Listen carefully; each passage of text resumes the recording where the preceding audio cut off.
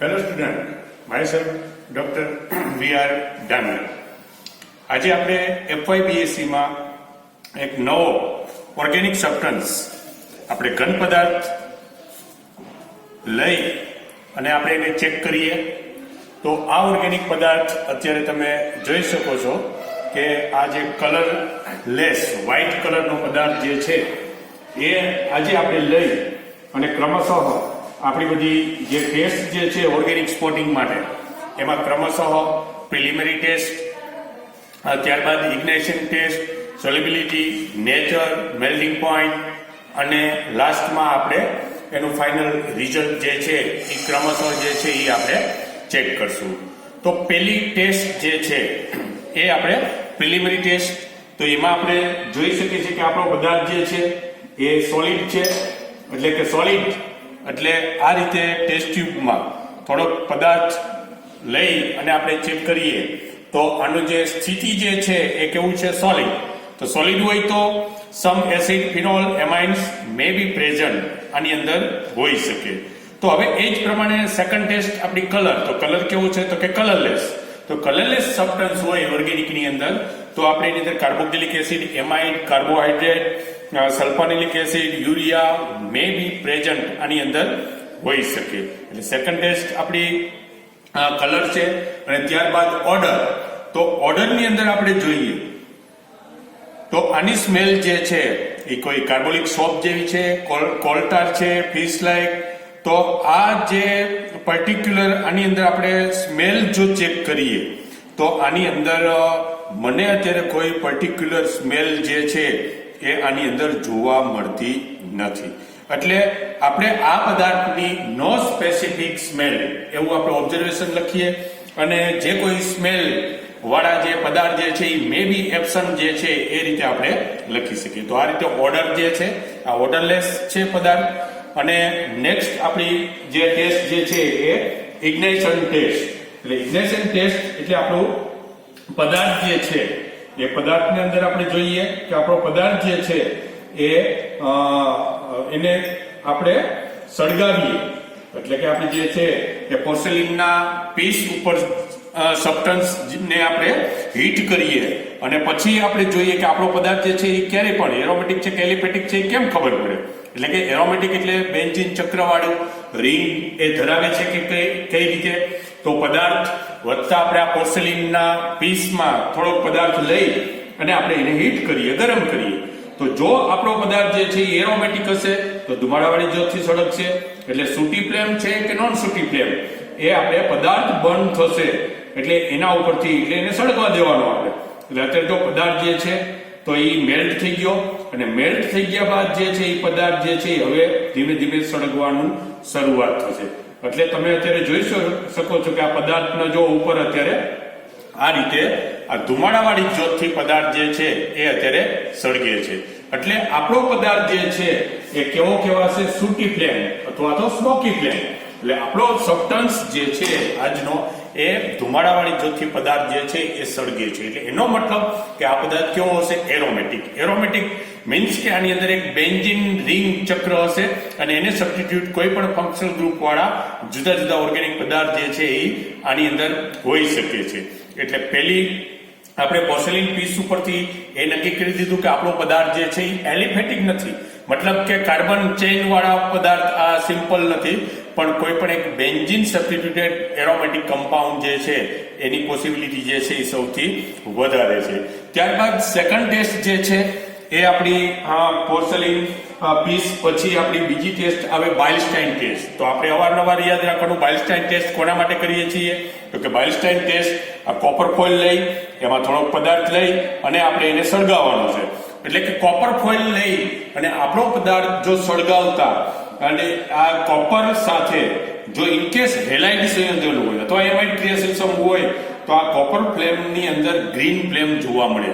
તો અત્યારે તમે જોઈ શકો છો કે આની અંદર કોઈ ગ્રીન ફ્લેમ જોવા મળતી નથી. એટલે કે કોપર સાથે આપણો આ જે પદાર્થ જે છે એની સાથે કોઈ ગ્રીન ફ્લેમ જે છે એ જોવા મળતી નથી. મતલબ કે આની અંદર આપણે ઓબ્ઝર્વેશનમાં નો ગ્રીન ફ્લેમ લખીએ એટલે હેલોજિનેટેડ કમ્પાઉન્ડ જે છે એ આની અંદર એબ્સન્ટ છે, એટલે કે હેલોજેનમાં ClBrI જે છે એ આપણા આ પદાર્થની અંદર છે નહીં.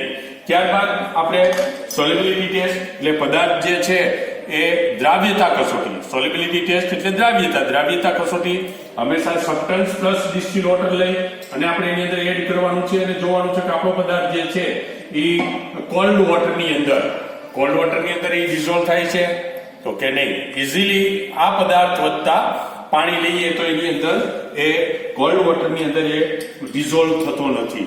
તો હવે આપણે એ જ પદાર્થ ટેસ્ટ ટ્યુબમાં જે આપણે લીધું છે ડિસ્ટિલ વોટર, એની સાથે આપણે એને ગરમ કરીએ. તો જો ગરમ કરવાથી આપણો પદાર્થ જે છે એ ઓગળી જાય તો આપણે કહીશું કે substance soluble in hot water. તો આ રીતે આ પદાર્થને તમે જોઈ શકો છો કે આપણે એને ગરમ કરવાથી આ પદાર્થ જે છે એ સોલ્યુબલ થઈ જાય છે. એટલે substance soluble in hot water. આપણે આની અંદર જે ઓબ્ઝર્વેશન જે છે એ આપણે આ રીતે લખીએ. તો substance soluble in hot water હોય તો એરોમેટિક કમ્પાઉન્ડ, ફિનોલ, એસિટેનિલાઇન, બેન્જામાઇડ, ઇટીસી, આ પ્રકારના જે સબસ્ટન્સ જે છે એ મે બી પોસિબલ આની અંદર હોઈ શકે. હવે અગત્યની ટેસ્ટ નેક્સ્ટ આપણી જે આવે એ કેમિકલ નેચર ઓફ સબસ્ટન્સ. એટલે આપણો પદાર્થ જે આજનો જે છે એ એનો નેચર એટલે કે એની ટાઈપ છે એ એસિડિક છે, બેઝિક છે, ફિનોલિક છે કે ન્યુટ્રલ. ઓર્ગેનિક પદાર્થના મેઇન 4 જ નેચર હોય, કાં એસિડિક, કાં ફિનોલિક, કાં બેઝિક અને કાં ન્યુટ્રલ. આ જ ક્રમમાં આપણે ક્રમશઃ ટેસ્ટ કરવાની. એટલે એમાંથી કોઈ પણ એક નેચર તો આની અંદર 100% ઓર્ગેનિકની અંદર કન્ફર્મ હોય જ. તો ચાલો પહેલી ટેસ્ટ આપણે એસિડ માટે કરીએ. તો જનરલી એસિડ માટે ટેસ્ટ કરવું હોય તો સબસ્ટન્સ પ્લસ સોડિયમ બાયકાર્બોનેટનું. આવું આપણે પૂછીએ કે એસિડ કઈ રીતે કન્ફર્મ થાય તો કે સબસ્ટન્સ પ્લસ સોડિયમ બાયકાર્બોનેટનું, એટલે કે સંતૃપ્ત સોડિયમ બાયકાર્બોનેટનું દ્રાવણ આપણે એની અંદર એડ કરીએ તો જો પદાર્થ ઉભરા સાથે દ્રાવ્ય થાય તો અને તો જ આની અંદર એસિડની પોસિબિલિટી રહે. પણ અત્યારે તમે જુઓ કે આ પદાર્થની અંદર કોઈ એફર્વેસન્સ એટલે કે CO2 ના ઉભરા આવતા નથી. મતલબ કે આ પદાર્થ જે છે એ બાયકાર્બોનેટ સાથે કોઈ રિએક્ટ કરતું નથી. બાયકાર્બોનેટ સાથે રિએક્ટ ક્યારે કરે? જો એની અંદર ઇનકેસ કાર્બોક્સિલિક ગ્રુપ હોય તો. પણ અત્યારે આની સાથે કોઈ રિએક્શન નથી થતું, એટલે ઇનસોલ્યુબલ in sodium bicarbonate, therefore acid is absent. આ ઓબ્ઝર્વેશન આપણે લખીએ અને તરત જ આપણે સેકન્ડ ટેસ્ટ. તો સેકન્ડ ટેસ્ટ આપણે કોના માટે કરવાની છે તો કે સેકન્ડ ટેસ્ટ જે છે એ ફિનોલ માટે. એટલે પહેલું એબ્સન્ટ હોય તો સેકન્ડ ટેસ્ટ આપણે ફિનોલ માટે કરવાનું. તો ફરીથી થોડોક સબસ્ટન્સ આપણે લઈએ. એટલે એનો મતલબ કે બધા એસિડ કેમાં સોલ્યુબલ હોય? બધા એસિડ હંમેશા સોડિયમ બાયકાર્બોનેટમાં સોલ્યુબલ હોય. હવે બીજી ટેસ્ટ જે છે એ સબસ્ટન્સ પ્લસ 10% NaOH, એટલે સોડિયમ હાઇડ્રોક્સાઇડ. એટલે જો સોડિયમ હાઇડ્રોક્સાઇડ તમે ઉમેરો તો જો પદાર્થ જે છે એ દ્રાવ્ય થાય કેમાં તો કે 10% 10% NaOH ની અંદર જો પદાર્થ સોલ્યુબલ થાય તો આપણે આની અંદર ફિનોલની શક્યતા રહે. એનો મતલબ કે બધા ફિનોલ જે છે હંમેશા કેમાં દ્રાવ્ય થાય? NaOH ની અંદર. કારણ કે OH ગ્રુપ હોય ફિનોલ ની અંદર તો એની સાથે NaOH ઉમેરી એટલે એનો સોડિયમ સોલ્ટ બને. તો જો સોડિયમ સોલ્ટ બનશે તો તરત જ એ પદાર્થ જે છે એ એની અંદર સોલ્યુબલ થઈ જાય. પણ આ પણ પદાર્થ જે છે આપણે જોઈએ તો કે સેકન્ડ ટેસ્ટ જે છે NaOH ની અંદર પણ આ ઇનસોલ્યુબલ છે. એટલે substance ઇનસોલ્યુબલ in NaOH, therefore phenol is absent. એટલે પેલું આપણું એસિડ એબ્સન્ટ છે. સેકન્ડ ટેસ્ટ કરીએ આપણે ફિનોલ માટે 10% NaOH વાળી, એ પણ એબ્સન્ટ છે. તો હવે નેક્સ્ટ ટેસ્ટ જે છે એ આપણે બેઝ માટે કરીએ. તો આપણે ખબર છે બેઝ જે છે તો બેઝ ની અંદર પ્રાઇમરી, સેકન્ડરી કે ટર્સરી એમાઇન હોઈ શકે. એની અંદર એક નાઇટ્રોજન હોય જો બેઝ હોય તો બેઝ માટે હંમેશા આપણે HCl, એટલે બધા બેઝ કેમાં સોલ્યુબલ હોય તો કે HCl હાઇડ્રોક્લોરિક એસિડ ની અંદર. એટલે જો substance plus HCl dilute HCl આપણે એની અંદર એડ કરીએ અને જો આમાં બેઝ હશે તો એની અંદર સોલ્યુબલ થાય. એટલે એનો મતલબ કે જો આ HCl ઉમેરવા છતાંય આ પદાર્થ જે છે એની અંદર સોલ્યુબલ નથી થતો તો substance is ઇનસોલ્યુબલ in HCl, therefore base is also absent. એટલે આ નથી એસિડ, નથી ફિનોલ, નથી બેઝ. તો એનો મતલબ તો એસિડ નથી, બેઝ નથી, ફિનોલ નથી, તો એક નેચર છેલ્લો આપણે પાસે કયો વિકલ્પ રહીએ કે ન્યુટ્રલ. એટલે એનો મતલબ કે આ પદાર્થ જે છે એ ન્યુટ્રલ સબસ્ટન્સ તરીકે આપણે એનો નેચર અત્યારે નક્કી કર્યો છે. એટલે કે એસિડ ન હોય, બેઝ ન હોય, ફિનોલ ન હોય, ઉપરની ત્રણે ત્રણ ટેસ્ટ જો ન મળે તો છેલ્લે 100% ન્યુટ્રલ આનો નેચર જે છે એ હોઈ શકે એની અંદર છે. એટલે અત્યારે આપણો આ જે પદાર્થ જે છે એનો સ્વભાવ કેવો થયો? ન્યુટ્રલ, એટલે તટસ્થ. એટલે એનો મતલબ કે હવે આ તટસ્થ જે છે તો ક્રમશઃ સેમ આ જ પ્રમાણે આપણે એની ટેસ્ટ જે છે એ સેચ્યુરેશન અનસેચ્યુરેશન આપણે કસોટી કરીએ તો આપણો જે પદાર્થ જે છે એ કેમિનોફોરનો જો કલર દૂર કરે તો એની ઉપરથી આપણે કહીએ કે કલર ઓફ કેમિનોફોર ડિસએપિયર, તો એને આપણે અનસેચ્યુરેટેડ કહીએ, અને રિમેઇન્સ રહીએ તો એને સેચ્યુરેટેડ કહીએ. તો જનરલી જ્યારે એસિડિક નેચર હોય ત્યારે આપણે આ કેમિનોફોર વાળી વ્યવસ્થિત કસોટી કરીએ, અને ઇનકેસ એમાં જો સિન્ડામિક એસિડ હોય તો અને તો જ એ એક જ પદાર્થ એવો તમારા સિલેબસમાં જે છે કે જેનો નેચર કેવો છે? અસંતુલિત, એ અનસેચ્યુરેટેડ છે. પણ અત્યારે આ ન્યુટ્રલ છે એટલે અપવાદ રૂપે કદાચ જ્યારે પણ આમાં કોઈ લોન પેર હોય, નાઇટ્રો ગ્રુપ હોય કે એમાઇન ગ્રુપ હોય, તો એના ઉપર એક લોન પેર હોય, તો લોન પેરને કારણે આ અપવાદ રૂપે એનો કલર ઓફ કેમિનોફોર જે છે એ ડિસએપિયર કરી શકે. એનો મતલબ એ નથી કે આ પદાર્થ જે છે એ અસંતૃપ્ત છે.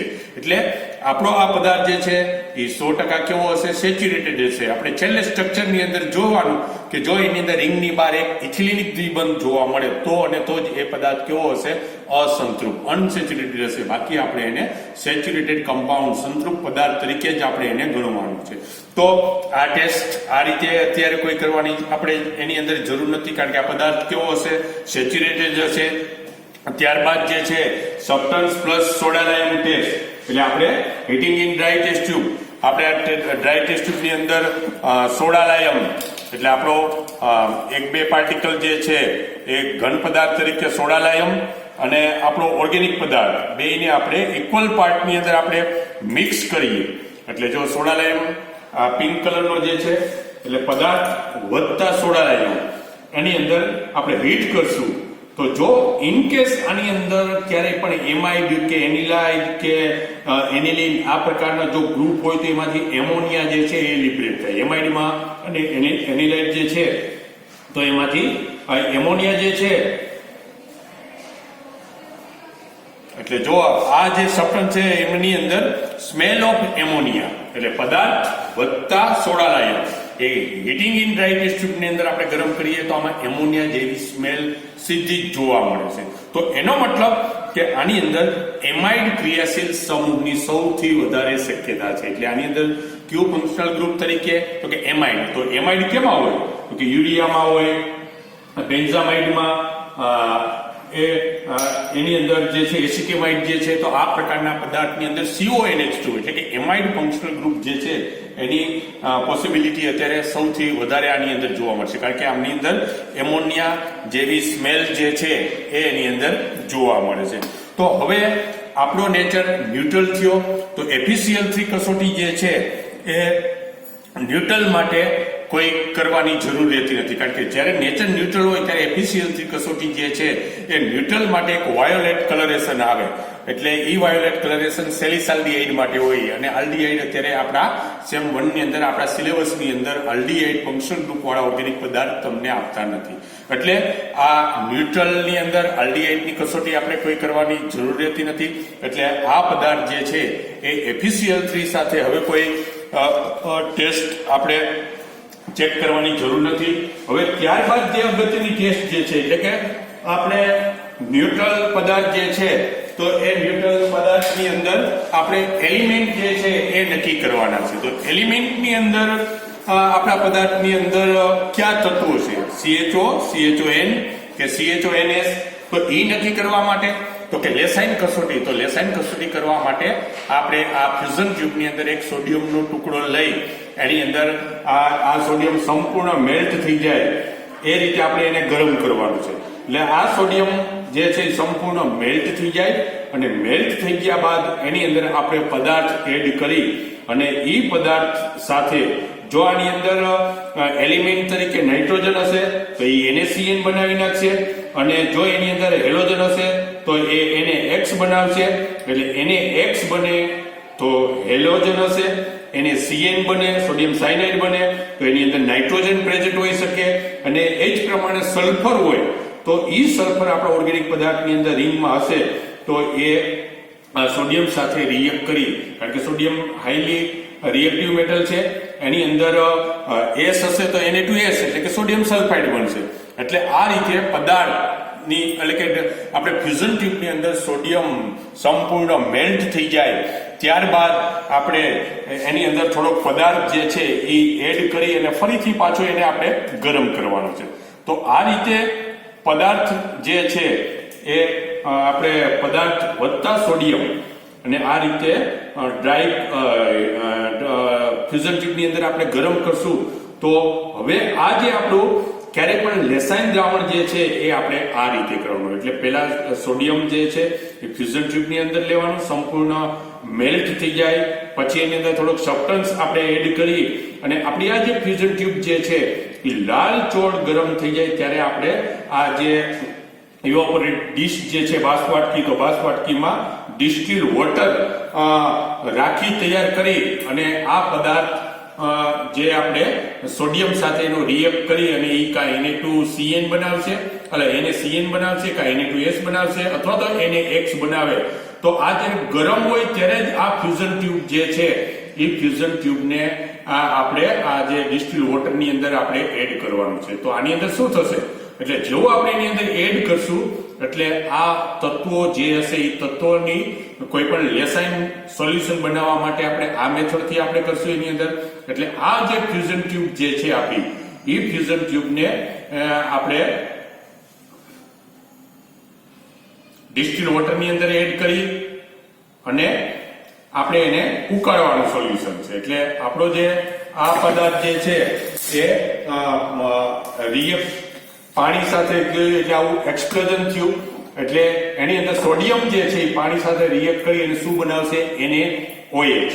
તો હવે આ જ સોલ્યુશનને આપણે આ રીતે ઉકાળી અને એની આપણે ટેસ્ટ કરીએ તો આની અંદર હવે N છે એલિમેન્ટ તરીકે, સલ્ફર છે કે આપણું એલિમેન્ટ તરીકે આની અંદર હેલોજન જે છે એ આપણે આ લેસાઇન ફિલ્ટ્રેટ ઉપરથી આપણે કસોટી જે છે એ કરી શકીએ. એટલે જે આપણે આ સોલ્યુશન અત્યારે લેસાઇન દ્રાવણ બનાવવાની મેથડ આ રીતે ફ્યુઝન ટ્યુબની અંદર સોડિયમ લઈ એને સંપૂર્ણ મેલ્ટ થઈ જાય પછી એમાં પદાર્થ એડ કરી ફરીથી સખત હીટ કરી અને હીટ કર્યા બાદ એમાં પાછો સબસ્ટન્સ એડ કરી ફરીથી હીટ કરી અને ડિસ્ટિલ વોટરની અંદર એ ફ્યુઝન ટ્યુબને આપણે એડ કરીએ એટલે જે કોઈ એલિમેન્ટ હશે એ સોડિયમ સાથે રિએક્ટ કરી અને આપણા એ સોલ્યુશનની અંદર જોવા મળશે. એટલે આ સોલ્યુશનને કોન્સન્ટ્રેટ બનાવવા માટે આપણે એને ઉકાળશું, ઉકાળી અને એને આપણે ફનેલમાં ફિલ્ટર પેપર રાખી અને આપણે એને ફિલ્ટરેટ કરશું. તો ઈ જે ફિલ્ટર કરેલું જે આપણું સોલ્યુશન આવશે એને આપણે લેસાઇન ફિલ્ટરેટ એને અંદર આપણે કહી શકીએ. તો આજે આપણે આ જે પદાર્થ જે છે હવે એની અંદર CHO છે કે CHON કે CHOS નાઇટ્રોજન, સલ્ફર કે હેલોજન એની અંદર જે છે એ આપણે આ લેસાઇન દ્રાવણમાંથી આપણે ક્રમશઃ જે છે એ કસોટી આપણે કરી શકીએ છીએ.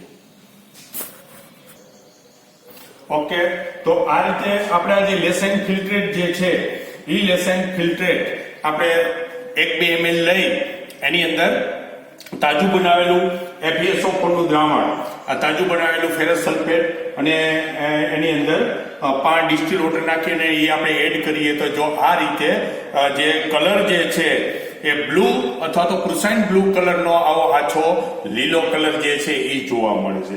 તો મતલબ કે આ પ્રકારનું ગ્રીન કલરેશન જોવા મળે તો આની અંદર નાઇટ્રોજન જે છે એ 100% આની અંદર પ્રેઝન્ટ હોય. તો જો નાઇટ્રોજન પ્રેઝન્ટ હોય તો એની એલિમેન્ટ ક્યાં થયા તો કે CHON. તો CHON એલિમેન્ટ માટે આપણે ટેબલ નંબર 2 ઉપર જવાનું એટલે કે પેજ નંબર 18. એટલે હવે એની અંદર આપણે એલિમેન્ટ મળી ગયા એટલે આની અંદર તત્વો ક્યાં હોઈ શકે એ તત્વો આપણે ટેબલ ઉપર તમે જુઓ તો કે CHON ન્યુટ્રલ. તો CHON ન્યુટ્રલ ની અંદર 3 ફંક્શનલ ગ્રુપ આવે. પહેલું નાઇટ્રો, બીજું એમાઇડ અને ત્રીજું એનિલાઇડ. તો નાઇટ્રો કમ્પાઉન્ડ હોય તો આપણો કમ્પાઉન્ડ 100% યલો કલર હોય. એટલે પેલું ન્યુટ્રલ ની અંદર જ જોવાનું કે આની અંદર શક્ય 3 જ ફંક્શનલ ગ્રુપ છે, કા નાઇટ્રો, કા એમાઇડ અને કા એનિલાઇડ. એટલે નાઇટ્રો તો આની અંદર હોઈ શકે નહીં. તો બીજું હવે ફંક્શનલ ગ્રુપ આપણે ક્યુ ચેક કરવાનો આવે તો કે એની અંદર એમાઇડ. એટલે એમાઇડ જે છે તો એમાઇડ માટે કઈ ટેસ્ટ? તો કે સબસ્ટન્સ પ્લસ NaOH અગાઉ આપણે ચેક કર્યું, સબસ્ટન્સ પ્લસ સોડા લાઇમ ની અંદર પણ આપણે જોયું તો કે સોડા લાઇમ ની અંદર આપણે સ્મેલ કેવી જોવા મળતી હતી? તો કે ઈ પદાર્થની આપણે પદાર્થ વધતા NaOH જે છે તો એ જ પ્રમાણે એ પદાર્થ વધતા NaOH ઉમેરી અને એની પણ સ્મેલ તમે ચેક કરો તો એની અંદર જો CONH2 એટલે એમાઇડ ફંક્શનલ ગ્રુપ હોય એટલે એમાંથી એમોનિયા લિબરેટ થઈ અને એમોનિયા જેવી સ્મેલ જે છે એ જોવા મળે છે. એટલે આ રીતે એમાઇડ ફંક્શનલ ગ્રુપ આપણે આની અંદર નક્કી થાય છે કે જે એક સોડા લાઇમમાં એમોનિયાની સ્મેલ આવે છે પ્લસ સબસ્ટન્સ પ્લસ NaOH ઉમેરવાથી ઈ એમોનિયા જે છે ઈ માની લો કે આ જે એને હીટ કરીએ અને એના ઉપરથી આપણે રેડ અથવા બ્લુ લિટમસ પેપર જે હોય એમાંથી એમોનિયા જે છે એ બેઝિક હોય તો આપણે એના ઉપર રેડ લિટમસ પેપર રાખીએ તો એ આપણું જે રેડ લિટમસ પેપર જે છે એ ટર્ન્સ ટુ બ્લુ થાય અને તો 100% આ જે પદાર્થ જે છે એને આપણે એમાઇડ ફંક્શનલ ગ્રુપ એની અંદર પ્રેઝન્ટ જે છે એવું આપણે કહી શકીએ. તો આ રીતે એમાઇડ ફંક્શનલ ગ્રુપ એરોમેટિક છે એટલે બેન્ઝીનની રિંગ ઉપર તમે CONH2 મૂકો એટલે એને શું કહેવાશે? બેન્ઝામાઇડ. તો આજે આપણો આ પદાર્થ જે છે એ બેન્ઝામાઇડ છે અને એનો નેચર ન્યુટ્રલ છે. એમાં પ્રેઝન્ટ એલિમેન્ટ CHON થયા, એનો ફિઝિકલ કોન્સ્ટન્ટ જે છે એ 128 એટલે એનું જો મેલ્ટિંગ પોઈન્ટ લ્યો તો 128 જોવા મળે અને એની બાકીની સ્પેસિફિક ટેસ્ટ જે છે એ પણ આપણે ચેક કરી શકીએ અને એનું સ્ટ્રક્ચર થશે બેન્ઝીનની રિંગ ઉપર CONH2 એટલે એમાઇડ એમાં ફંક્શનલ ગ્રુપ છે અને એનું નામ થશે બેન્ઝામાઇડ. જો ત્યાં ઇન કેસ CH3 લખો તો CH3CONH2 તો એને એસિટેમાઇડ કહે. તો એસિટેમાઇડ એલિફેટિક પણ બેન્ઝામાઇડ કેવો છે? એરોમેટિક. તો આ રીતે આપણો આ બેન્ઝામાઇડ પદાર્થ જે છે એ આ રીતે આપણે કન્ફર્મ કરી શકીએ. Okay, thank you.